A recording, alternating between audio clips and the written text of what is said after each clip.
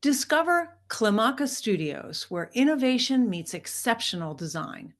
Clamaka fabric and wallpaper collections are inspired by the original works of collaborating artists and developed with the understanding of how fabrics are manipulated into exquisite soft home furnishings.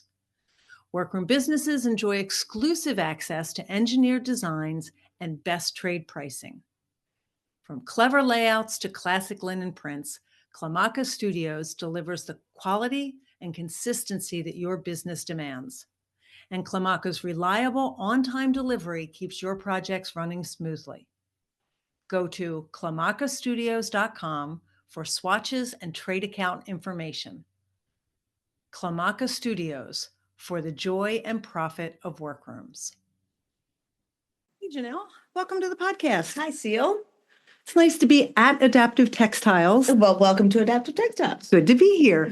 This is a fun chance for us to do a little follow-up. You were kind enough to bring my booth and my goodies to the Custom Workroom Conference last week. We threw them in our new van. Yes. This first chance we had to use our new van. and you took a chair that I slip covered, so it is one of the best traveled chairs I've ever owned. Yeah.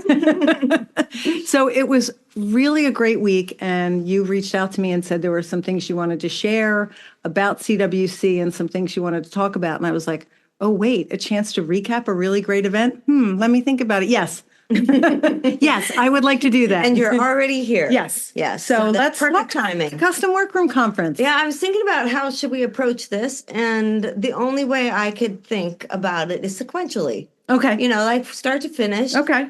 I know we weren't in every corner of the show and certainly didn't experience everything. Right. But what I experienced anyway, I just had a blast. I did too. Start to finish, everything was wonderful. And again, great time to recap. So you and I both arrived on Sunday. Mm-hmm. I flew, you drove. And at first I was like, wow, I don't know that I needed a whole extra day to be there. But I was so glad I did that because it was relaxing. A couple of our colleagues, the Jersey girls, were there ahead. They were already there. And Stacy McAleer from the Cavanaugh house was with you. So we all went out to dinner.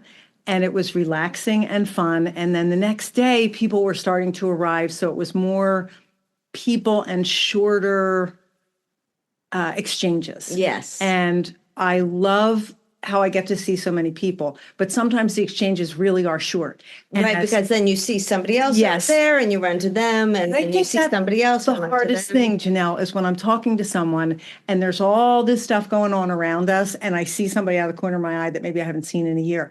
And it's so you have rude. To say, oh, excuse me. Excuse me, this person I haven't seen. So I really tried to focus on whoever I was with, but sometimes I had to shorten conversations. And you and I both taught, and we were part of the exhibitor marketplace. So we had things we had to do besides just be there and connect with people. Mm-hmm. And that was important, but we had other things we had to do too.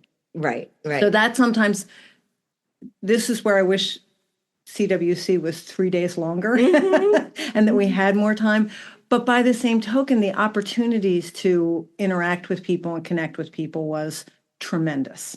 Yes. Because meals were served right there. So we didn't have to leave the hotel to get lunch. And you could connect with people, even if it was just for a couple minutes. Yeah. I think it plants the seed to then remember to reach out after the show. Agreed. Which is huge. I think that's something that I've tried to do now more than ever is just, okay, quick connections, and then when are we going to connect after? Right. And get deeper in the conversation. Before we, start going through the sequence of the show, my drive down, you mentioned, was with Stacy McAleer. So I met Stacy. She reached out to me after I did a webinar with the NUA. Okay. I did a webinar on box cushion construction with the NUA. And she reached out afterwards and said how much she enjoyed it and that her students watched it and everything. And then I learned about her mission and what she does. And then you did the podcast with her. I learned even more. And when when she reached out and asked me about the show, she said somebody had told her that she needs to be there. I echoed that, absolutely. And we realized that I'm drive right by her place. Okay. So I just picked her up and we shared a room. Okay. And that was fabulous because when you spend, when you spend 6 hours in the car together, which you was really connect 6, with 7 people. hours, but we really connect so that was the start of the whole conference. Was 6 hours with Stacy. Yeah. And that that could go either way. Oh, 6 hours with somebody you don't know. Talked about this. I find it hard to believe that you could spend 6 hours with someone and not have a great conversation because you ask good questions and you're interested in what people have to say. You don't make it about you. You try to learn things about people. You also share.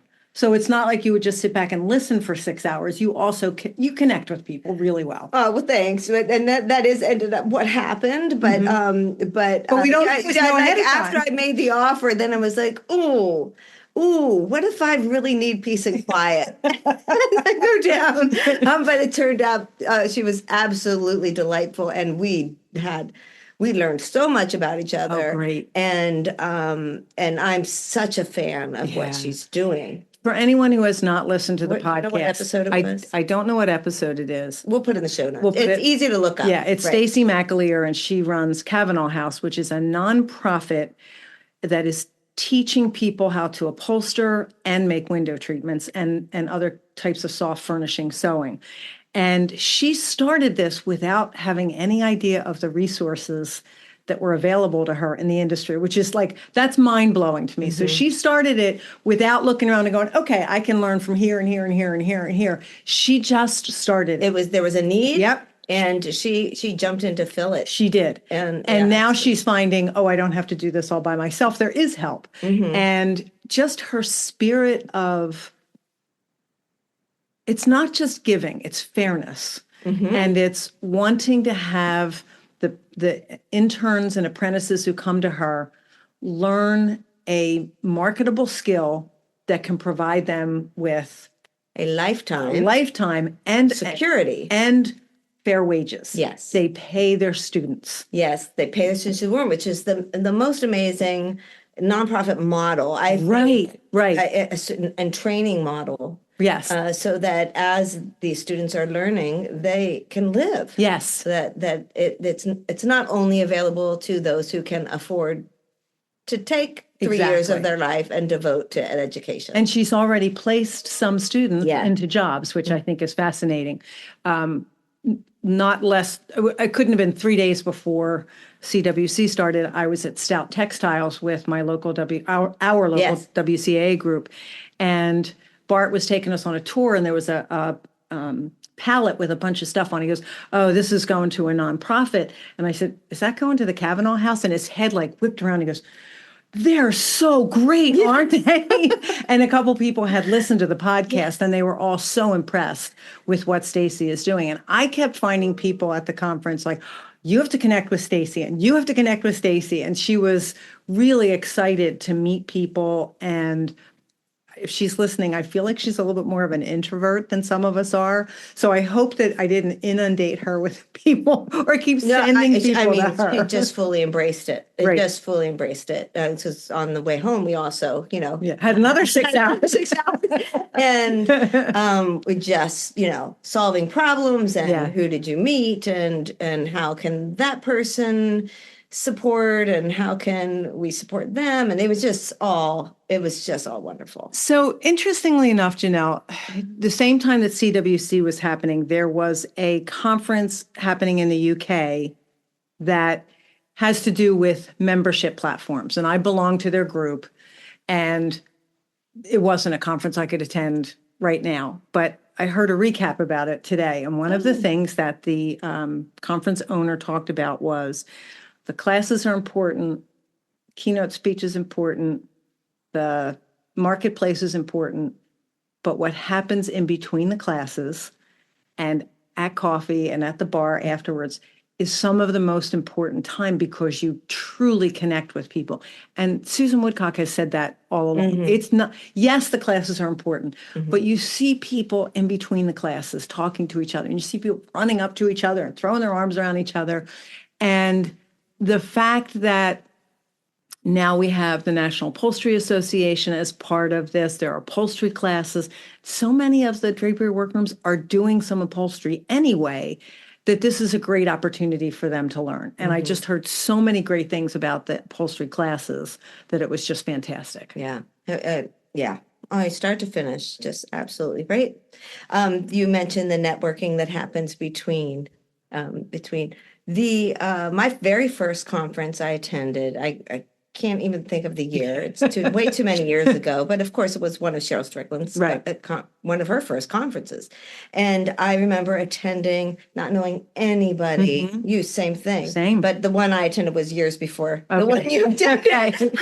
But anyway, in that moment, I met a person named Peggy Morgans from Parkway Window Works. I didn't even know if she had the business at that point, but I met Peggy Morgans, and we also, she didn't know anyone either. And we had decided from that moment on, we were going to connect at every conference. Awesome. And lo and behold, how many years later, last year at CWC, I was on the dance floor the whole time with somebody else who was on the dance floor the whole time. Loved her. Her name was Sammy.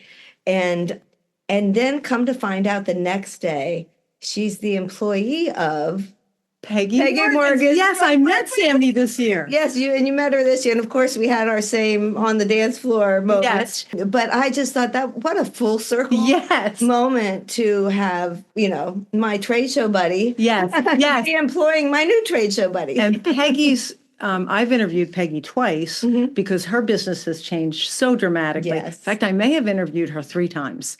I think I did. What she's done and how she's grown is just so impressive and inspirational to people who want that type of a business. I think it's just great. But yes, I met Sammy too, and she was delightful. Yeah, that's so much fun. And in fact, I think it wasn't just Sammy this year. I think Peggy might have had 3 employees. Yes, she did. And I met all 3 of them. Becky, but she said 3 to represent. And good for her. And they did so well. Yeah. Yes. So awesome. One of the things that was a little bit different about CWC this year is there were more sponsored activities. And the registration was, I think, from 5 to 7 or something on Monday evening. Oh. And Trivantage sponsored a happy hour and snacks. So it wasn't just like grab your stuff for the week and go back to your room or go find a place to eat. It was like everybody stayed there. And that was really special. I hope that continued. That really kicked it off on the right foot. Yes. And, got those conversations going. Yeah. And this year, too, we had, what's his name, Micah? The musician, who also ended up participating in some of the other events, but that was lovely to have that going on. He had been a student at Workroom Tech. That's how Susan met him. Yes, he took an upholstery class. I think it was an upholstery class, and mentioned that he was a musician, and that's why he was there to play music. And Susan is so good at recognizing someone's talents and trying to help them find these connections. Yes. Oh, I did get to meet him, and I heard his music, and he's very talented. Yeah. Oh, that was fun. Yeah. I got to that one night. Got to meet. I met Jonathan Bennett. Jonathan's brought a few employees with him. Yes. And one of the his coworkers that I met, young guy. I think he's apprenticing with Jonathan, and he studied filmmaking. Get out. And just so happens, I've been racking my brain, now that we don't have Felix anymore to do the video editing, racking my brain on, am I going to learn? And, who am I going to pull in to assist with that? And I think I'm going to go down and visit with Jonathan and meet with his apprentice and see if we can get something going. There's his video editing skills because of what he studied. Right. He showed me a quick movie clip. Stunning. Wow. Incredible lighting and effects and things like that. Now, what we do with educational is much more simple, but still necessary. Yes. And that was one of the highlights for me to meet him. And I intend to go down within the next month or so. Awesome. And we'll get a real workrooms for Jonathan's Fantastic. location. Oh, fantastic. And then also get his team on board. And he's such a generous teacher. He taught at the Slipcover Summit last year. Agreed. You and I were both there. He's going to be there again this year. He's also, he teaches, but he says, this is how I do it. This is one of many ways to do it. But he's very fond of his apprentices and the people who are working for him. I think he referred to them as his kids. And just really wonderful about what he's willing to teach them, and not just about upholstery, but about life and running a business and everything else. Yeah. So I can't wait to see that. That'll just be awesome. fabulous. He generously donated his time to present on the Education Station stage, and both of his presentations were well received. And well, you know, he's just a blast. Yeah, he is. He's just a blast to watch. So I can't wait till we get to that in our timeline. Oh gosh, let's get back to our timeline. Okay. So that was the Trivantage meet and greet, right? Which kicked off the registration. Yes. Yes. And then I got some time to go back to my room and practice my class yet again, because I was doing. I kind of disappeared. Oh, I did too. I know there were snacks. I know some people like went out to dinner afterwards, but I went back to my room and practiced my presentation. I think I did it like 2 more times. Because you and I were both on Tuesday. Yes. And late in the day. Tuesday. Yeah, Tuesday. Was it Tuesday? That started on Tuesday, and we were the first day. Right. Okay, so wake up Tuesday morning. Breakfast was fabulous. Yep. Again, connecting with people I hadn't seen yet. I love seeing library members in person. And it's interesting because, I mean, there are over 1,000 library members, but there are some that interact more than others. Yes. And and I've shared this with people before, I sometimes have a disconnect between people and their business name. Like I'll follow them on Instagram, go, oh, wow, they're really great. And I go, oh, that's so-and-so. I should have known that. I don't always make that connection as quickly as I'd like to. But when it comes to names and who people are, I make that connection pretty quickly. And it was just so nice to see so many library members there. Face to face. Yes, face to face. Not with the computer screen in between. Yep. So I imagine, is this event, do you get most of your ideas for future podcast guests? I do. I do. And I'll share this. I very rarely ask anyone in person to be on the podcast, because if they're not comfortable and they want to say no, it's a lot harder to say and no there to are your face, people who say no. Yeah, to say no to my face. And there are people who say no, and they have different reasons. And some people are just like, and they'll say they're not ready. They're not ready. That's more often than not. But some people say this is not my thing. And I respect that. But every once in a while, I see somebody, I got to ask them in person. I just have to. And I did ask 1 or 2 people, but I also, I have a list, constant list. Right. And then I just reach out to them afterwards. Occasionally, someone will tell me they need to be on the podcast. And I'm generally pretty open to that, depending on how well I know them. And there were some people who I was hoping to meet, because I don't always feel comfortable reaching out and saying, will you be on the podcast? Because I haven't met them. Yes. And so there were a couple of people I met. I'm like, okay, now you can reach I can reach out to them. Yes. And so breakfast and going to the first couple classes was just, again, to sit in a classroom with other people and interact. I went to the trims class that Carrie Culberson. Yes, Carrie Culberson. She did an amazing job. And just watching people look at her slides, and then when she was done, she passed some things around, because we know as instructors, once you start to pass things around, you've lost everybody. But I know that from teaching high school. Yes, absolutely. There's beautiful trims, and I just absolutely loved it. And before we say anything else, we all say all we want to do is take all the classes. It's not physically possible, but so you kind of just have to decide and move on. Right. There's 4 going on in each session. Right. And it just isn't possible. Right. I wish we could do more of like revisiting next year, offering some of the same. But I know that that's not always possible either. But Carrie, wonderful. I was in Adam's financial forecasting. Yeah, how was that? Yeah, it was wonderful. Okay. Yeah. He's just a rock star. Yes. And it was perfect timing for me because we're in the midst of that right now, just forecasting for next year and putting our plans together. So timing couldn't have been better. And there's always just these wonderful tidbits of information, no matter how long you've been doing. Yes. No matter how long, there's been every single class I took, there was one, at least one. Okay. Just incredibly valuable takeaway that makes everything worth it. And when I talk with people about education in our industry, that's a common theme because I've heard people, well, why are you taking a drapery class? Well, because I might learn one new thing and then it makes it worth it. So I'm glad to hear you say that. Worth it more than the conversations already make it worth it.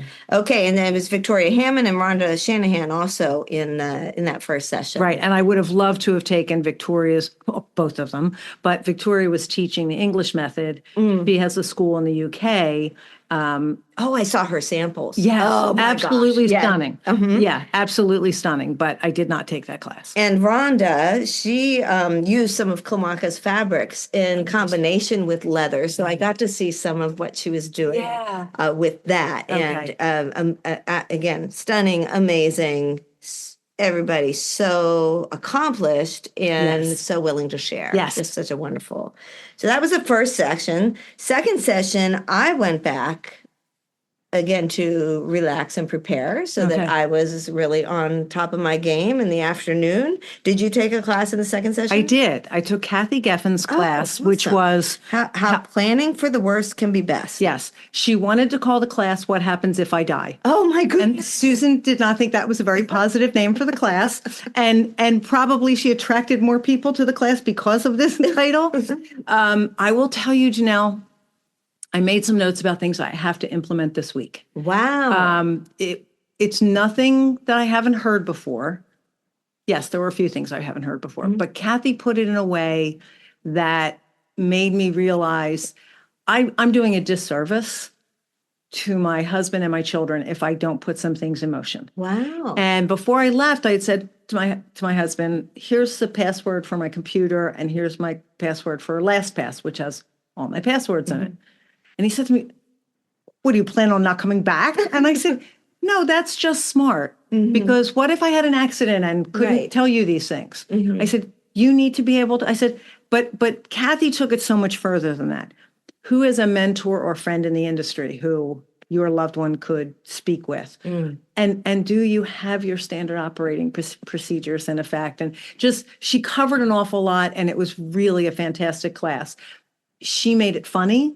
She also made it emotional because some of this happened because she lost her dad. Oh. And she just did a phenomenal job. Oh, and I was so glad I took the class and really might need to use this podcast as accountability so that people come. Seal, have you done any of this? Oh, yeah.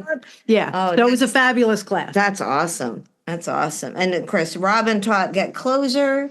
And that was fabulous just because it was Robin. Because it's Robin. Yeah. And speaking of Robin, so what we didn't mention in sequence is the NUA birthday party. Oh, yes. That happened the day before. Yes. And how Robin ended up winning the trivia contest. Yes. Which kicked off her winning streak for almost any drawing that could have happened. Robin had a very successful CWC. She made out. Yeah. She made out. And if we go back to that NUA birthday party, I want to give a shout out to Gareth Reese, who did you were there, I was there, yeah. Who did an incredibly long and detailed trivia game. Yes, but it made it very funny. It was hilarious. It was. So much fun. Yes. And, what a talent. And really, he should be a comedian. Yes, he should. In addition to an incredible upholstery. Hats off to the NUA, who is, they are now 6 years old and starting a nonprofit. They started it right before the pandemic, and so many nonprofits have struggled in the last 10 years, let alone starting a brand new one.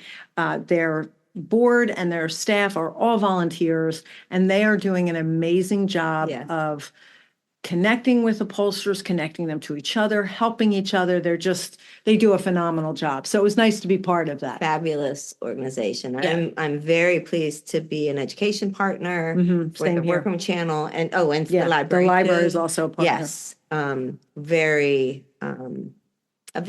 feel very connected to that organization. I do too. And their mission. I do very little upholstery. I make that very clear, but I've learned so much from them, and I love that I can help some of the members who are doing a little bit of window treatments or maybe looking into it. And again, to support a nonprofit in our industry is just important to me. So yeah. Yeah. So that was the day before. And Right. I just had to Robin. I know. She did phenomenally well. Yes. That was fun.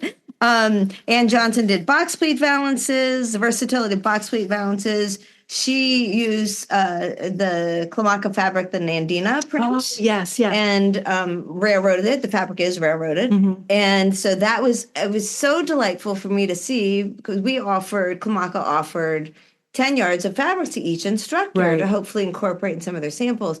Oh my God, Seal, what a joy to see our fabrics in so many different situations. Yes, I agree with you.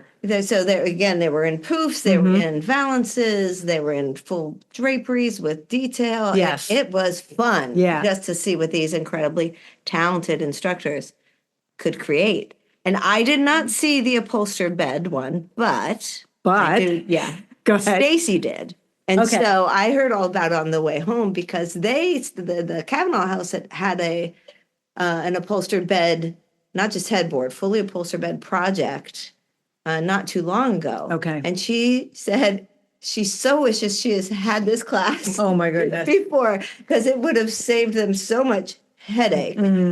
Because how Erin taught them how to build the structure of the bed and put things together, and I was just fabulous. So did you get to talk to Erin at all? I did not get to talk to Erin. He was on my list and couldn't connect.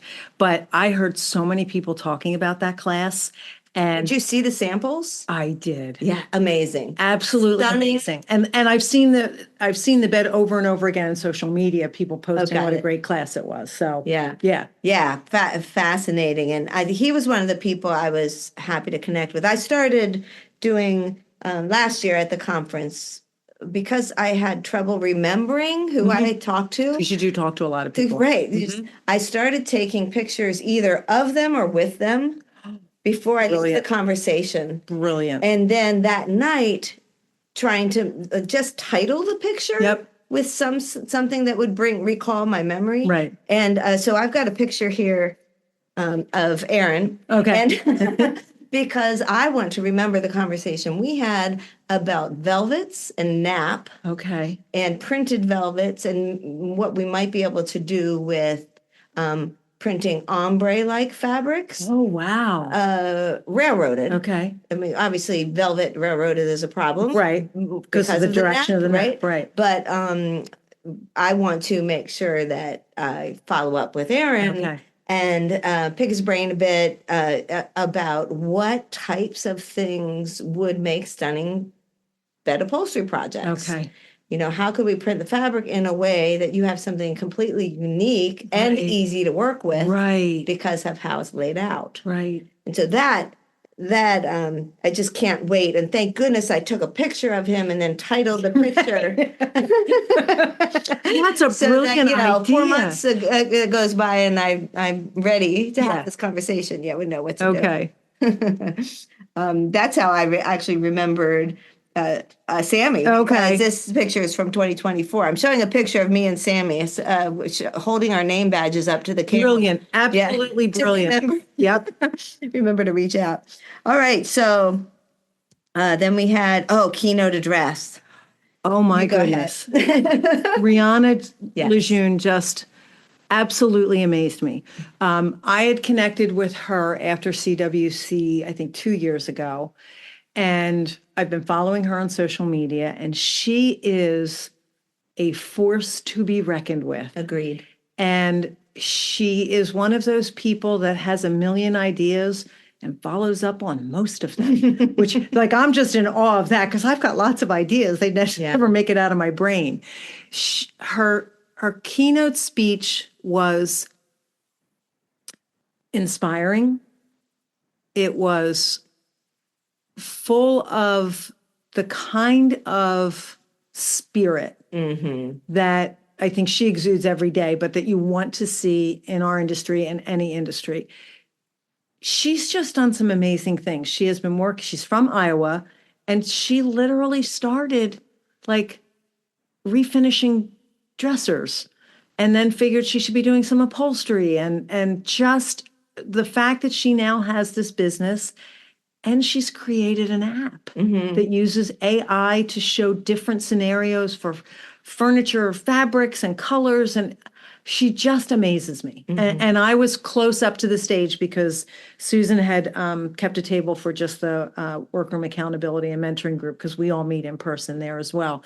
And like I turned around at one point, everybody was just staring at her. Jaw dropping. Yes, very inspired. Yeah, I felt it too. It was great to be in that room. And it wasn't just, she didn't just talk about what she's accomplished. She talked about the challenges because she's neurodiverse and made it very clear what that means. She has a daughter who's autistic and what it means for her to want to include her in the future of her business. She's concerned about sustainability and she's concerned about, like Stacy, educating people in this industry so that they can earn a living and have a lifelong skill that they can use. So she doesn't just talk the talk, she walks the walk. And I love that about her. It was wonderful and really just set off a wonderful rest of show. Yes. Yeah. Yes. It was so good. Okay, next session. So session 3 after lunch, we had digital marketing on a budget with Will Hank. I actually signed up for his class, and I'm embarrassed to tell you that I decided I needed to go back to my room and review my class one more time because I was directly after. After. Yes. Yes. So I heard wonderful things about that. Also wasn't in the class. Michelle Minner did advanced French mattress cushions. People love taking her class. And I know she has a class on the Workroom channel. And she's let me make a plug. If you want to learn step-by-step detail on the French mattress cushions, there's another opportunity through the Workroom channel. And she teaches that. And she's got great supplements. Yeah, and I think she's a wonderful teacher. Yeah. Yes. And I think if you were in her class, she actually gave a discount code. Oh, okay. So that, on the ongoing education would be at a discount. So, those and her samples stayed in the Cavanaugh booth afterwards. So people could admire them. Nice. And incredible method. She's got this really down so that it's not painfully slow. Okay. She's got it so you could actually make some money off of it, and make a beautiful product, and do it at a good pace. And they're, again, gorgeous work. Terry and Susan, of course. I don't know how anyone had any students in their classes if you're up against Terry and Susan. I thought the same thing. I was glad I was not in the same time frame. Me too. And I didn't, again, see the class, but I saw the samples and heard wonderful things. And then Madison. Did you get to meet Madison? I've interviewed Madison. Oh. She was a podcast guest? She was. Okay. I'd interviewed Adam. Madison Stouffer we're talking about. Yeah, I'd interviewed Adam, and he said, you really have to interview my employee, Madison. And she was so lovely and so educated about textiles and she didn't start out in this industry, but she has really embraced it. And I was so impressed that I saw that she submitted a class, and I heard it was fantastic. Yes, she's, I think, a rising star. Absolutely. Lovely to see her there.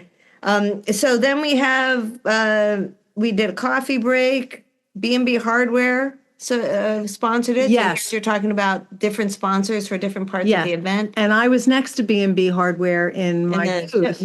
And they were started by a husband and wife who was cutting metal. He was cutting metal and she was painting it. And that was how they started making hardware. Oh, lovely. Yeah. Lovely. Nice people. I mean, the husband and wife were not there, but the staff that were there were really nice. Right. Yeah. It's great to hear the origin story. Yeah, There's absolutely. One for the podcast. Yes. Right? Yes. Yes.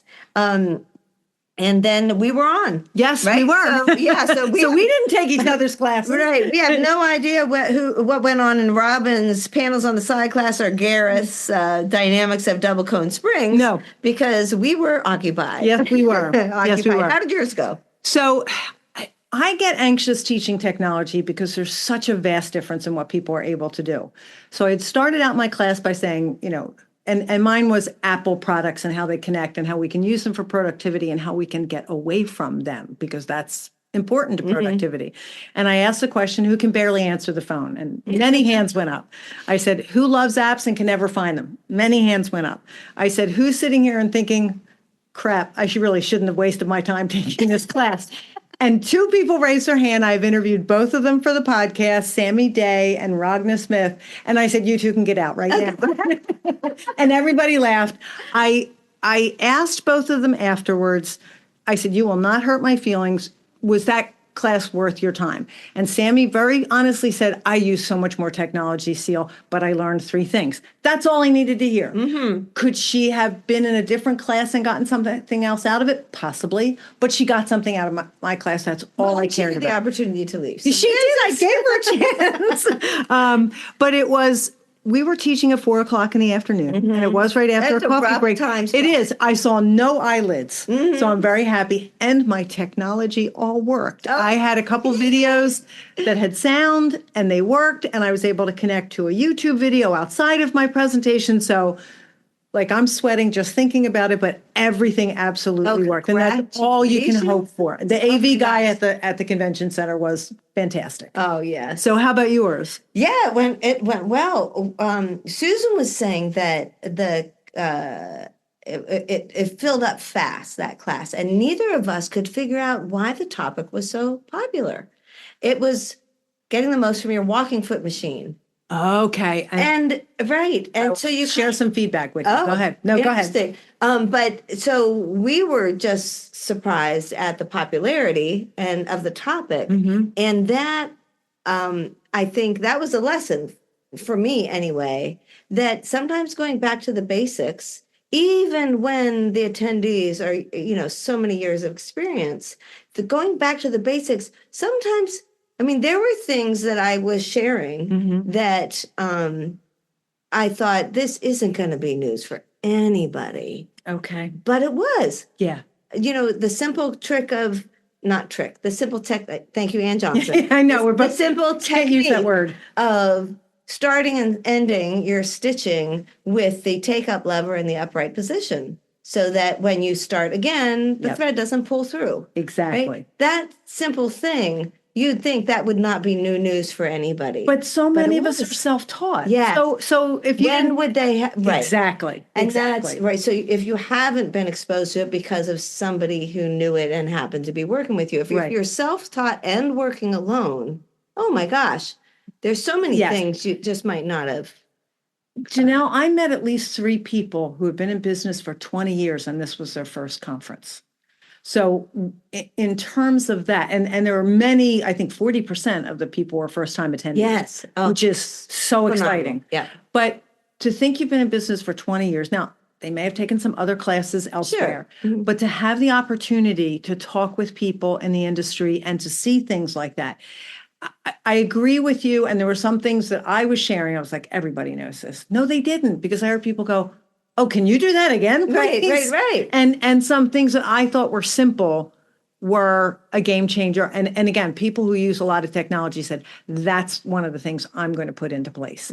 So I feel like going back to the basics and making sure you're sharing usable content is a challenge for a teacher. But if that's what you're doing, then you are hitting the mark. And it doesn't have to be everybody falling over the entire class.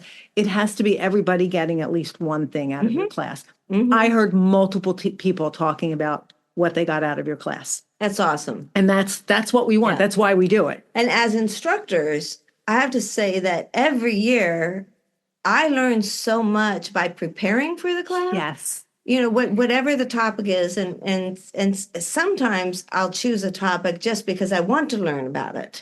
Oh, interesting. Because you're going to be with the topic. You're doing a deep dive. Yes, with the topic, and then editing it down and all of that. But you're getting the information from so many different sources and then compiling it. It is, I think, by far the best way to learn material is to have to teach it. Half of what I learned about using my Apple products, I learned preparing for this class. And I found resources that I may not have shared the facts that I learned on their mostly YouTube channels and the Apple support page.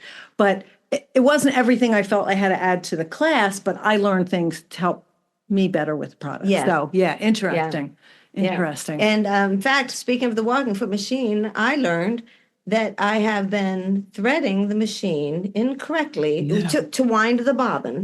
The bobbin winder on the machine that we use, it's supposed to go through the hole, around the tension disc, and back up through the hole.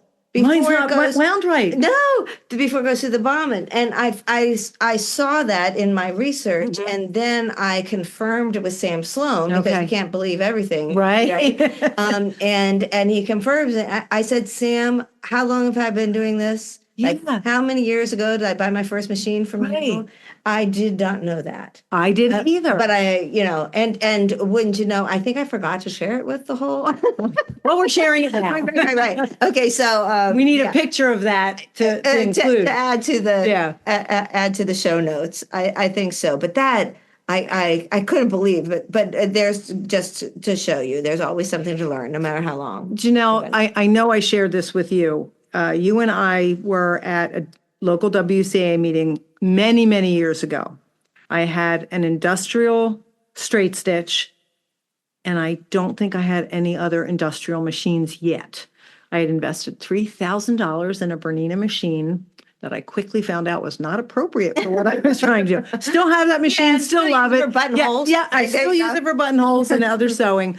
But no, someone gave me that machine, and I had no idea how to use it. It was trial and error. The industrial one. Yes, the straight stitch. And we were in someone's workroom, and you went to do something, and you took the head and you tilted it back and you did something.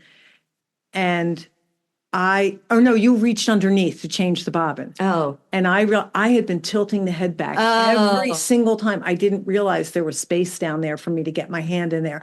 And that was one of those moments where I think I said it out loud, and a couple people kind of turned around and looked at me like, what was she saying back there? But it was like, oh crap, that's a lot easier to get to. And again, I was self-taught. I had no idea. Yeah. So when you attend in-person classes and conferences like this, you don't even know what you're going to learn. But somebody shows you something and you're like, okay, that's a game changer. Yes. Yeah. It is. That's one of the things that we noticed on stage. Well, we'll get to that. Yeah. So fun, right? Yes. A great experience as an instructor. I do shout out to Robin and I'm sorry, Susan and Roger and all the Lori and all of the volunteers. It is a well-oiled machine. It is. The whole conference. As an instructor, you feel supported. Yes. There's a place for you to stage your samples. Yes. And the volunteers. And Roger just stepping in and checking on you. Yes. Yeah. Lori's on the exhibitor end of things, but I as had an instructor. Jennifer Franco was my, oh my gosh, she was so wonderful. And teachers put a lot of work into this, and then there you are, and you're like, okay. And I literally was like sweating bullets, like, oh, I did not even know how to use this particular projector. And I practiced everything. I had every cord you could imagine, and I didn't even know how to turn it on. And she was like, no, I got it. Seal, I'm going to get the AV guy. He's really great. And within seconds, there he was, and it was on and working. And she was like, would you like me to do this for you? Would you like me to do that? And she was so calming that by the time she let everybody into class, I was like, okay, I'm ready. I can do this. And Susan couldn't do it without the volunteers, but the teachers couldn't do it without the volunteers. Absolutely. Yeah. And I echo the sentiments as far as the calming presence. Yes. And they also offer kind of protection. Yes. By making sure the doors are shut and nobody can come in until you're ready. Yes. Is huge. Yes, it is. I've taught at conferences where that wasn't the case. And as wonderful as the attendees are, they're excited. Yes, and they want to start talking to you. Yes. And that is so. And look, I'm the only one here. Let me start to talk to you while no one's around. Right, while no one's around. They start talking about a Roman shade court issue they're having. And I don't know what. But, and they totally get your head out of the game and can get you flustered. And oh boy, the way that they have it organized, Susan and Roger, and then the what they've done by coaching the volunteers. Yes. And as many of the volunteers have done it numerous years in a row, so they know what's going on. Right. And that has been such a gift for the instructors. To letting us know how much time we have left and making sure that we stay on task, all of it. Just amazing. Yeah, really well run. Well organized, well run, and from the instructor perspective, for sure. Oh, and then Sam Sloan stuck around after my class came and was demonstrating some features on the walking foot machine. I so wanted to see that, but I was setting up my booth, so I did not get to see that. But again, I heard good things about it. I'm hoping one of the things that I saw him use is something that they're out of stock on right now because of the show, but he says he's going to make more, is he had a pleater guide that screws into the base of the machine so that if you're using the walking foot to stitch your pleats. That let's say you have 5-inch spacing, so you need a 2.5-inch fold. Right. That there's this nice straight ledge that you can set to the 2.5 inches. People talking about this. Okay. The machine. Yeah, it's quite simple, but what a valuable tool. Okay. So that's something I'm looking forward to, Sam, getting back into stock. Okay.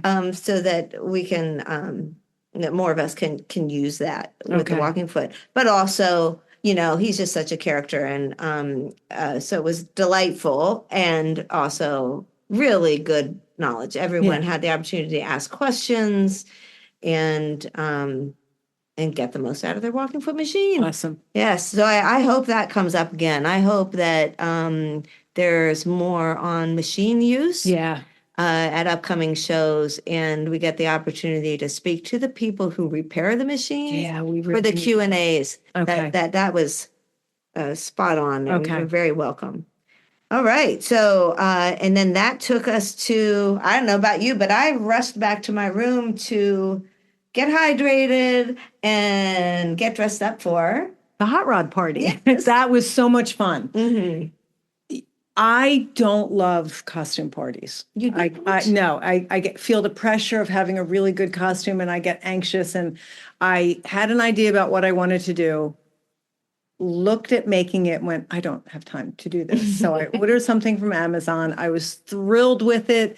And I embroidered the word librarian on my little 50s jacket, and I was happy as could be. Nice. And it's funny because I never feel the pressure. Like last year, I just bought a pair of Mardi Gras glasses, like mask, and put it on top of my glasses. Because last year's theme was? It was a Cirque du Soleil. Cirque du Soleil. Yes. And I was really only there for the vendor show last year because I had my daughter's wedding 2 weeks afterwards. But I also felt like I didn't want to be like a stick in the mud. And you got to have something. I felt like I had to have something. And really, people come that are not in costume, and it's fun. You don't, But the people who do come in costume have a lot of fun with it. And this year, everybody had a great. To me, it's like, have you ever been to the Renaissance Fair? Yes. And have you ever been to the Renaissance Fair in costume? No, I have not. It's a different experience. I'm sure it is, and I'm sure that's what I experienced this year. You might also need to have a beer. But that could be it. but it is. We went.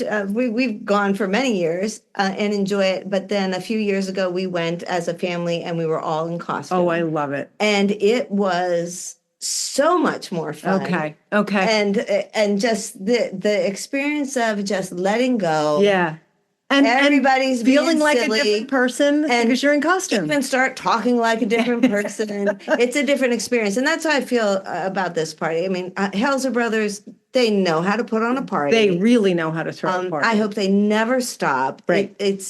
I hope they know. I need to send them a note. I hope they know what an impact it has on the industry. Yes. It is something that many people look forward to. I mean, the number of times they've hosted a party and WCAA chapters have created a group costume. Yes. And there were quite a few people who came as a group.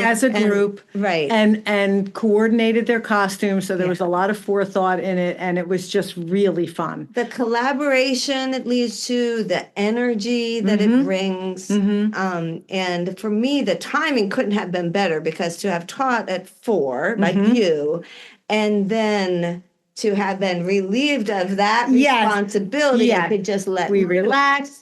You had the greatest costume. You had coveralls on. I was a mechanic. You were a mechanic, but you had interchangeable signs on the back that were hilarious. Oh, you had printed here at Adaptive Textile. Yes, I had Casey print them out for me. I got the idea just the day before. Oh my gosh. And it was, I was like, oh, that's what I could do. Because otherwise it was black coveralls. Right. Like, oh, okay, Still could have been a costume. Right? It's a character. But, and so the first sign on the back, I think it said, dance if you love Helzer Brothers. Yep. And then I switched it about a half hour in. And the second one was, dance as if you hit a stud. I thought that was hilarious. So for the drapery installers, you get it, right? And then the third one was, I'm not drunk, I just love to dance. And that one was a direct result of last year's their themed party, because so many people the next day, one person in particular said to me, she goes like, wow, you must have had a lot to drink last night. And I was like, I didn't actually had nothing. I just love to dance. You know how to have a good time out on that dance floor. Yes. And that was when I had met Sammy, and she stayed out there with me. So, so anyway, I thought that one was appropriate. Yes. And the last one, as we were leaving, was just thank you, Helzer Brothers. Oh, okay. I missed that one. Yes. I will say their DJ was excellent. Oh my gosh. Great music, and also really got people up on the dance. Hand jive. And there was a costume contest. Will's costume was awesome. And speaking of Will, what's Will's last name? I'll find it here in a minute. But anyway, Will and I have had a conversation since, because one of the things the following day, was sitting around breakfast with many people, and Will was there. Will Lynn, thank you. And Will shared some photographs of some ballerina costumes. Oh, he's very talented. Yes. Oh my God. Very talented. Yes. And then another, it was like 1700s ball gown. Like just huge hoop skirt, and the detail. And he does that on the side. He manages a drapery workroom in West Palm Beach. Right. So that's the full-time job. But he does these things on the side, and they're and his costume was unbelievable. Yeah. I'll include a picture of that too. I took pictures of that. And then one of my big takeaways was with him the next day. He was asking, he's just like, hey, Jeanelle, how do you choose the instructors who help you up on the education station stage for those demos? Mm-hmm. And I said, well, you just did it. That's how you do it. You mentioned your interest, and let's see what can come up. And then since then, we've already had back and forth conversations, and he'll be presenting flanged pillows. Awesome. And I see the picture. Yes. You can't see him on the podcast, but some beautiful work, and he'll be demonstrating how to do mitered, cornered, flanged pillows. Oh, nice. And the other thing that happened in the meantime, when he sent me these pictures, realized the photos he sent were of a corner sample of a flanged pillow, where to me it looks like they made a large flanged pillow and then cut it into quarters. Like took the whole pillow and cut it into quarters, creating 4 corner samples. Oh, brilliant. And there's a the samples are serged off, and there's a grommet in the corner. So I imagine they have these hanging up for interior designers. Yes. So that they can visualize. Yes. Or retail customer. I don't know what they. I'm pretty sure it's interior designers, but I don't remember. And I oh my gosh, is that brilliant? Yes. So I imagine that when he's up on stage next year. He'll not only be showing these wonderful flanged pillow covers and the technique, but also how they sample them. Unbelievable. And how they communicate that. Great. Right. I'm looking forward to that. Yeah. Way to go, Will. Lynn. And where are we? We're up to the marketplace the next morning. Oh, gosh. Yep. There Fabulous. we go. The conference center was a great place. And again, this is where Lori Medford steps in. Yes. And she's been organizing this since last year's ended. And it's a never ending cycle. It is. And the, what was it called? The workplace, the station. The marketplace. No, where you were. Education the education station. Thank you. I couldn't see, if I was standing in my booth, I couldn't see it. But if I just put my head around the corner of the Haynes booth, I could see, but I could hear everything that was going on. And that's another thing. As a vendor, I appreciate that there is something going on the entire time. So people might come in, walk around, go back to their rooms, go have lunch, go do whatever they want to do. But with the education station going on, people keep coming back to the marketplace all day long. And Susan also allows people to come in. They don't have to come to the conference. If they live nearby and want to come to the marketplace, they can. The education station just created so much energy and enthusiasm and excitement that there's, as you're choosing a booth as a vendor, you're kind of like, do I want to be right there or do I want to be a little further away? Where do I want to be? And there is something about that excitement. Now, it's a little hard to talk to people when that's going on because of all of that. But it wasn't constant. And that's what was so well planned. You had great things going on up there, great instructors, great methods, and then there'd be a little quiet for a while and people would walk around and then they'd all go right back to the education station. It's brilliantly planned. And as a educator and exhibitor, I really appreciate how that's laid out. I think it's really well done. It does make it so people stick around for the full day. Yep. And they're also sticking around because they don't want to miss the podcast photo. Right, which has been an annual tradition, which I absolutely love. We do anyone who is in attendance, who has been a guest on the podcast at any time. Somebody said to me, I wasn't on your podcast this year. I said, but you've been on the podcast. And it amazes me every year to look at the faces of the people who have shared their stories because it's a really generous thing to do. And you and I were just talking about this. I don't usually ask people in person because I don't want them to feel uncomfortable if their answer is no. But when they say yes, every single person who shares their story affects at least one person. And I will tell you, I've been going to physical therapy for a problem with my elbow. And my physical therapist told me today that he listened to my podcast because I've been talking about it. So he listened to the podcast I just recently released with Susan Fortucci. And he was telling me how fascinated he was by her journey. And again, I've said this, everybody's story is different. I interviewed 4 people in the very beginning and thought, oh, it's all going to be the same. That's all I'm going to do.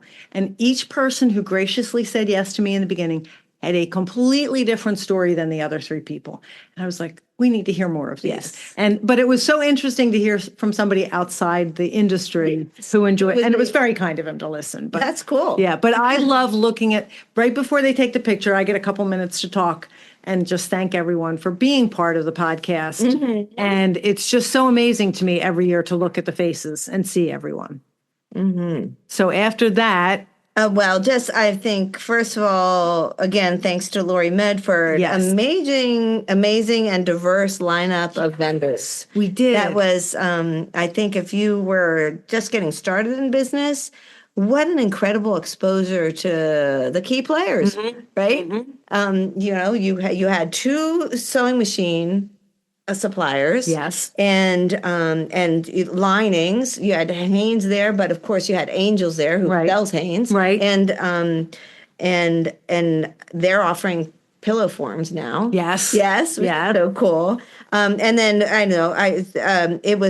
I loved seeing the Roman shade mechanism suppliers. We had several of those. And it's so great because it's not like there's one supplier that will service all the types of robe and shades you can make. There's some that are just perfect for lighter weight shades and are really low profile, and others that, for larger ones. And, they each have their And that's your opportunity. That is your opportunity to talk to people and find out. Motorization. There were several drapery hardware companies. Of course, Rolly Company was there. There was a first this year. What? Free bacon. Oh, well.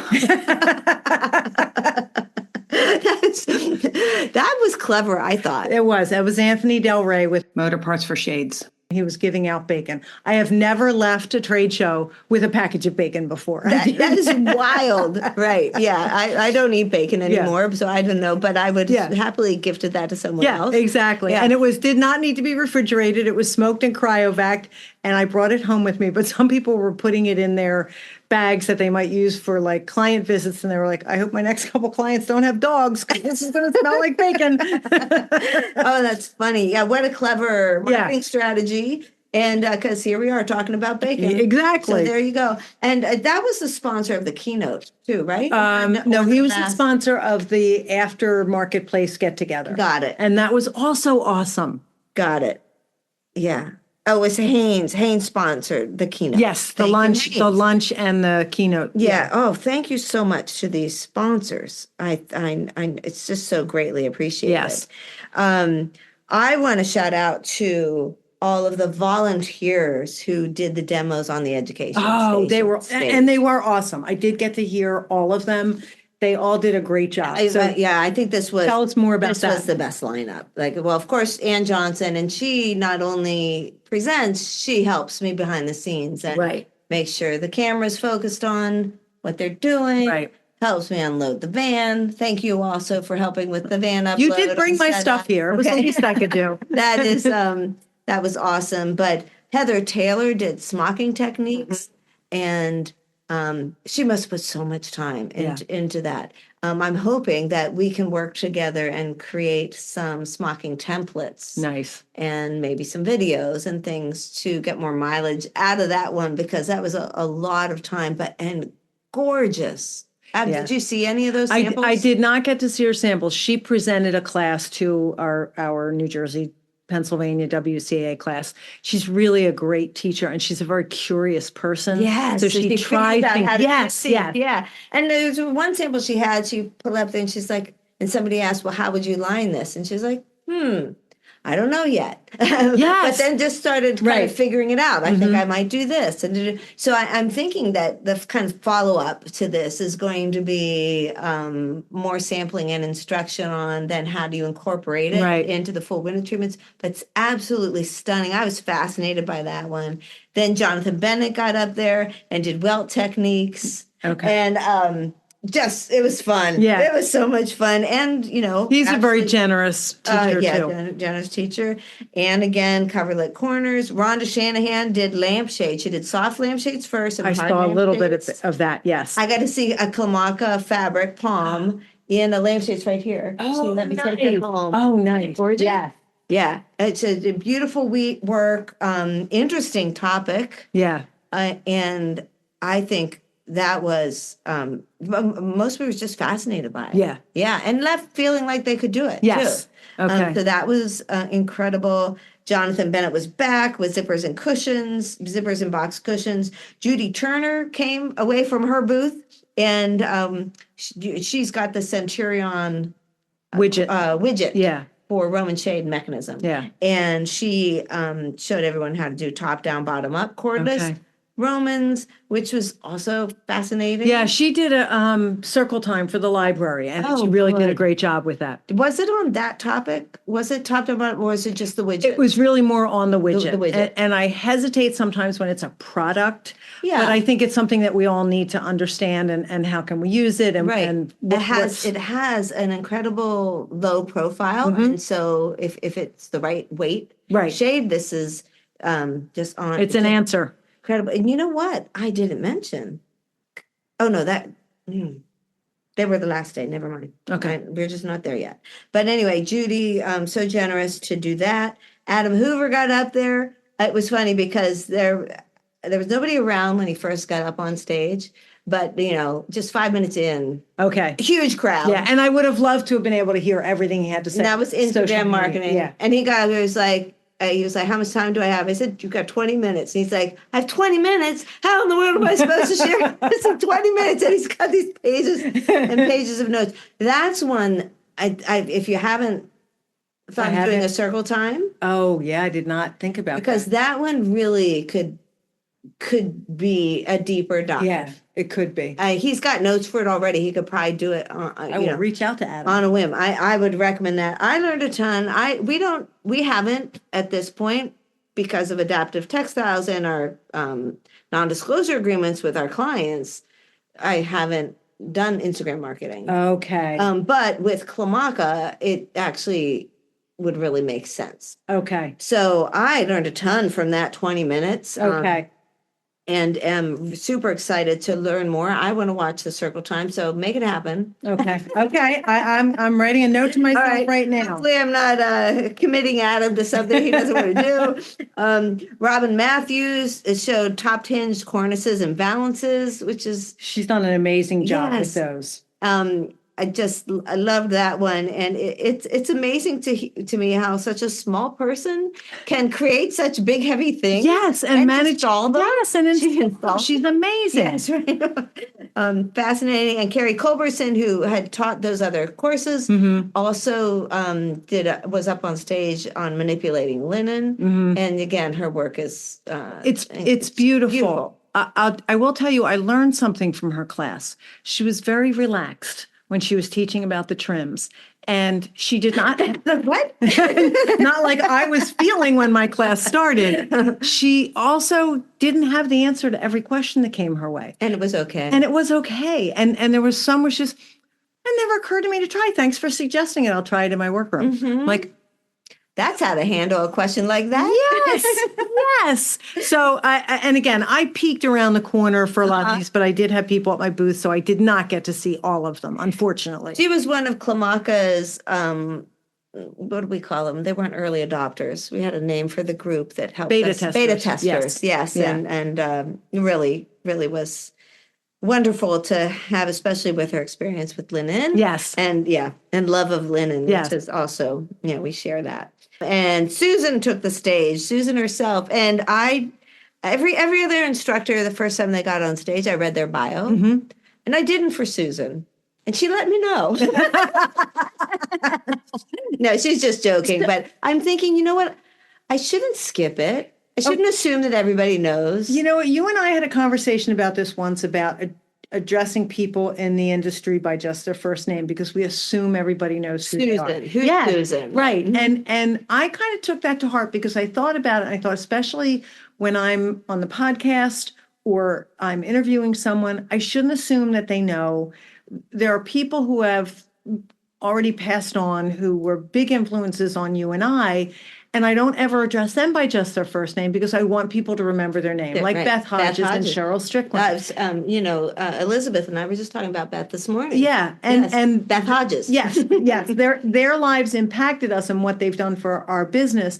But there is this tendency to be in certain circumstances where, everybody knows who Susan is. Right. And it is her conference, so I think I was a little bit safe in that. But still, there are people new to the conference that don't know she's a published author. Exactly. And that's right. And that they could actually benefit by having her book. Yes. So I'm sorry, Susan. Yeah. Afterwards, so that's a takeaway. I'll fix that next year. Yeah, and I'll be a little more mindful about making sure that everybody knows. Yeah. So that was interesting. And then to wrap up the day, what she did her hidden tag. Yes, right. That's the only way I do them. I love that way. It's so much faster for somebody who doesn't have a pleater, and I just love how they look, and they're clean and neat. Yep. So clean. And she got some great questions that led to, let's try it. She's another one. Yes. If she is stumped by, or not stumped, but if she gets a question about something that she's never done before, it doesn't fluster her. She let's try it. Let's see what happens. And I love that about her. Or she'll say why it didn't work for her. Exactly. But this was wonderful. And I was really happy to see, especially new people in the industry, see that method. Yes. Yeah. There is a YouTube out there on the Workroom channel for that with Susan. And but We'll put a nothing link beats to the it. live No, demo. I agree. Nothing beats just seeing it right in front of your eyes Yes. in 3 dimensions. And then I got upstairs on the stage and shared more about Clamacca Studios. So Okay. I was thrilled to have that time and that audience to share that. And we got new account signups, many of And them. for anyone who's not familiar with Clamacca Studios, even though we've mentioned them, you and I did a podcast, and we did a circle time and a podcast, so that people can learn more about what's so amazing about Clamacca Studios. And there's never going to be a out of stock, and there's never, I mean, just the whole, everything about what you've done with Clamacca, I think is fantastic. Well, we're just now really getting our footing, and I was thrilled to be able to show the Nandina print, which is the one that we shared in the circle time. Yes. And I was sharing how the slip covers and upholstery you can use with that print because of how it's laid out. Yeah. And so I was just thrilled to have the opportunity to share that at the conference with more people. Yes. And then also really just share the vision for the whole line. It is about supporting workrooms. Yes. These are fabrics that workrooms will benefit from. Yes. And as you pointed out, like Nandina, and then the box pleat, so that it's printed, so that the inside, everything everything can be engineered to make your life easier. And if you haven't looked at the engineered pillows and how they come, all of that, you can give that to a person who's just learning, and they can put it together, and they don't have to worry about the cuts and everything else. It's all there. It's all done for them. It's there, and it just kind of could change the workflow when you're using them. Yes. Like they can go to someone starting and go to an apprentice in your workroom, and you can trust that at least the cuts are the way they need to be. Yeah. So that was a pleasure. When it wrapped up on Thursday, we had one longer class, and you and I took the same class. It was with Judy Turner and Julie Tome.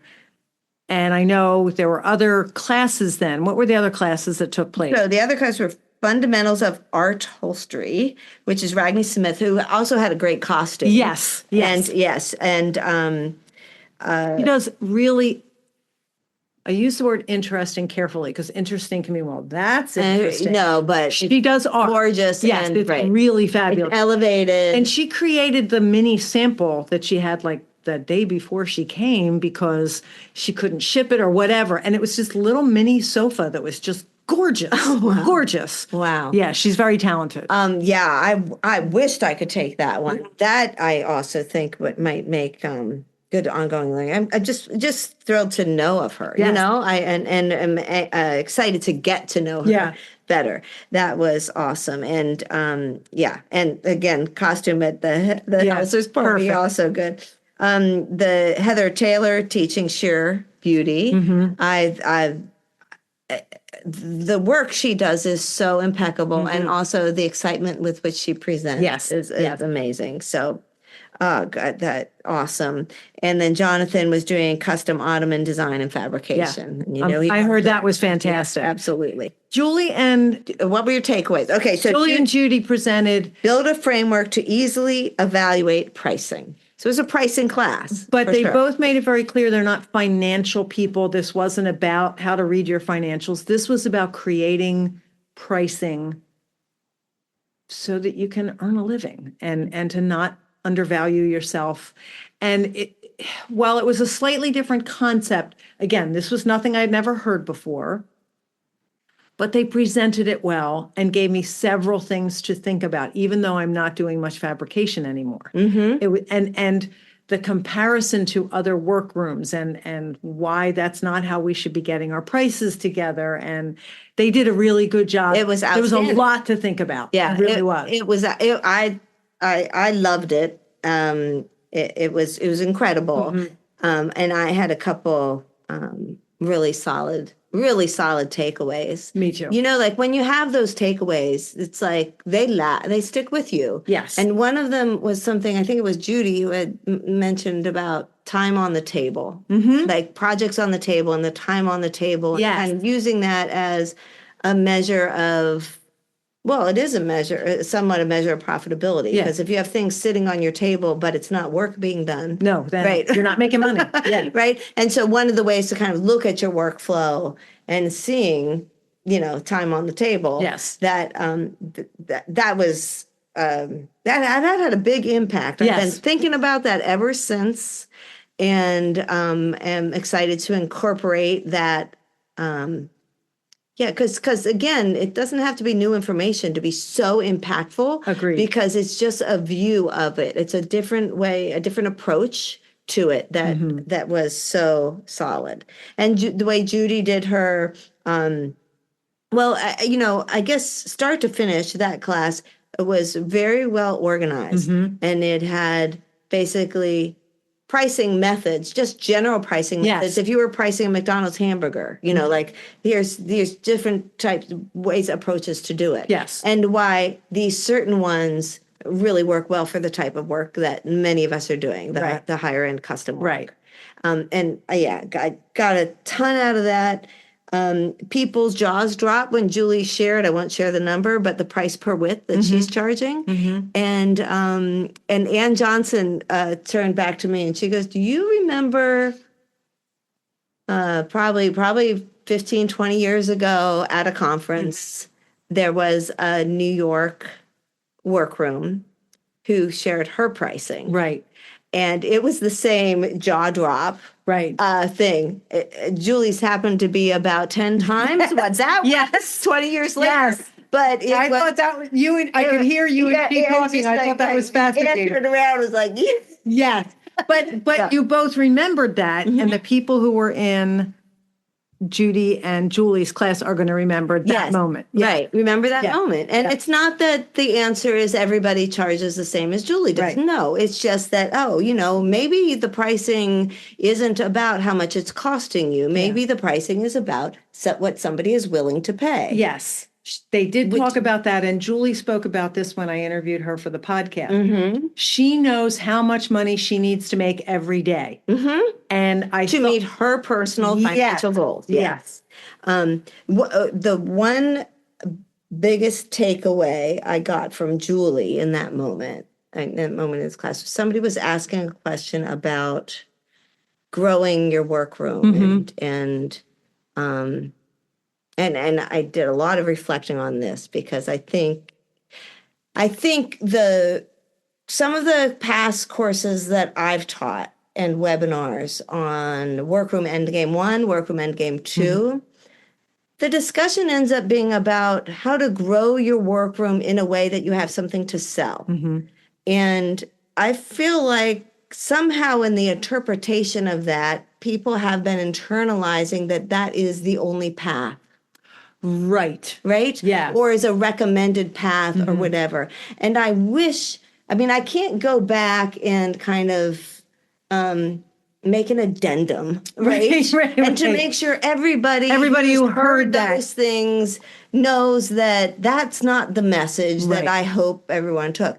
That is one path. Right. Towards wrapping up your workroom. Yes. You can now build it in a way that you have something to sell. It's a crapshoot, though. It is. Because who knows if anyone's going to be interested if you go to that point. And there was something Julie said in this class at the CWC that I hope everybody can hear. And somebody was asking about, aren't you concerned that, because Julie I think she says she has two people in her workroom. And somebody asked the question and said, aren't you concerned that you won't have anything to sell when you retire, because it's so wrapped up in your name and your physical work? Yes. Right? And she, I'm not going to remember her exact words, and I don't have her accent, right? Which is delightful. Which I love to listen to. It also provides impact to those words for some reason. But she said something about, honey, or she didn't say that, but she said, I'm making enough money that I'm not worried about. I'm making enough money now. I'm banking. She used the word banking. I'm banking enough money right now to not be worried about what's going to happen when I close this down. Right.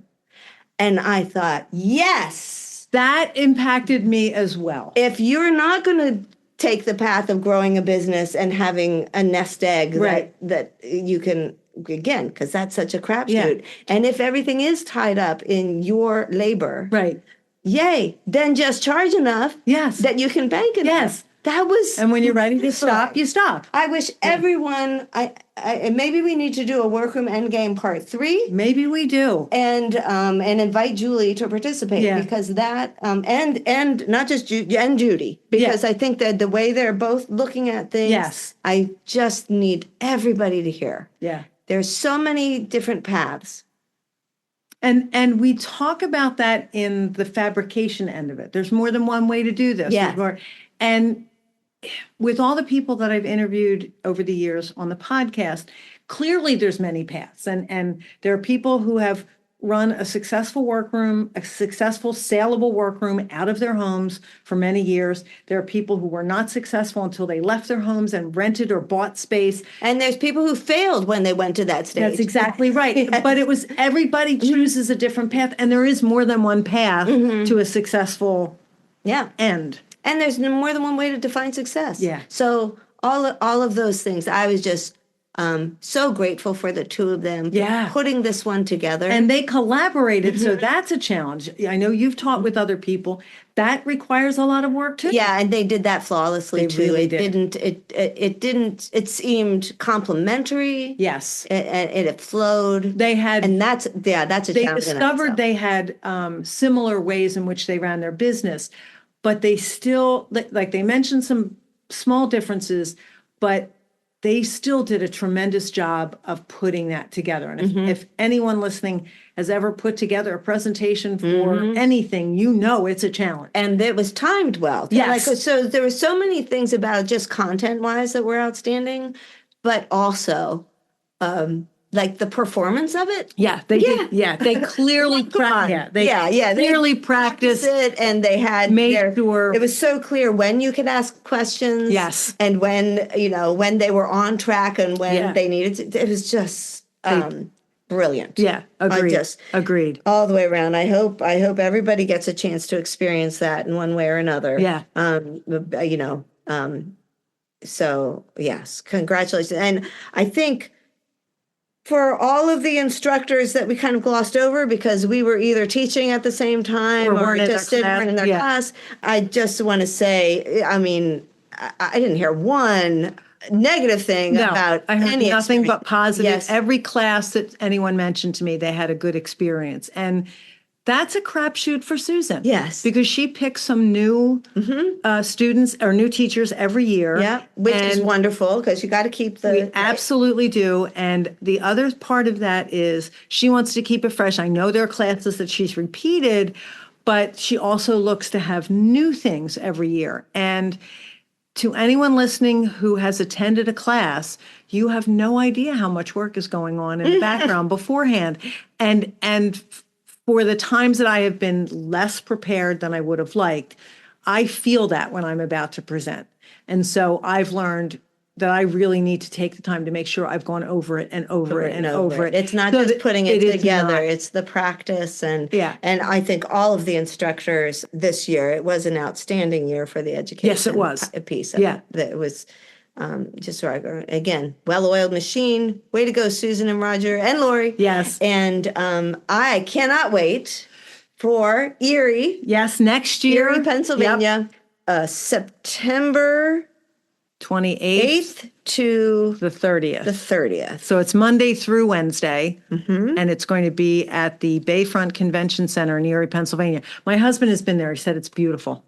Really nice convention center. Oh, I can't. It looked gorgeous on the waterfront. Yes. We're just excited that it's in Erie. I think some people think that we're excited because we're in Pennsylvania, but Erie is about as far as you can get. We're going to be in the car for 6 hours. Yeah, that's right. Yes. It's not much closer than the last one, but it is. Yes, it is in Pennsylvania. Susan, when she is doing one of the speeches, it's at lunch. The one day she tells where everyone is from and encourages everybody to cheer. The roll call and all the states. Yes, and some states are very quiet because there aren't a lot of people. And of course, New Jersey. New Jersey's very loud. Pennsylvania is loud. And I was just I mean, the Phillies and the Eagles are doing well. She said, "Go Birds." Well, because she heard me say it. Okay. But then when she announced it was in Erie, she said, "Go Birds." I said, No, that is not Birds territory. No. Go Steelers. Go Steelers. So I can be a temporary Steelers fan for next year's conference. I can do that. But I am looking forward to it because, as I said, this year I really got to connect with people. And again, getting to see some of the library members in person when, we do monthly meetings and I get to see them on Zoom, but I don't get to see them in person. And I miss that. And that was really awesome this year. Yeah. I mean, and since COVID, oh my gosh, does it feel good to hug people? Yes.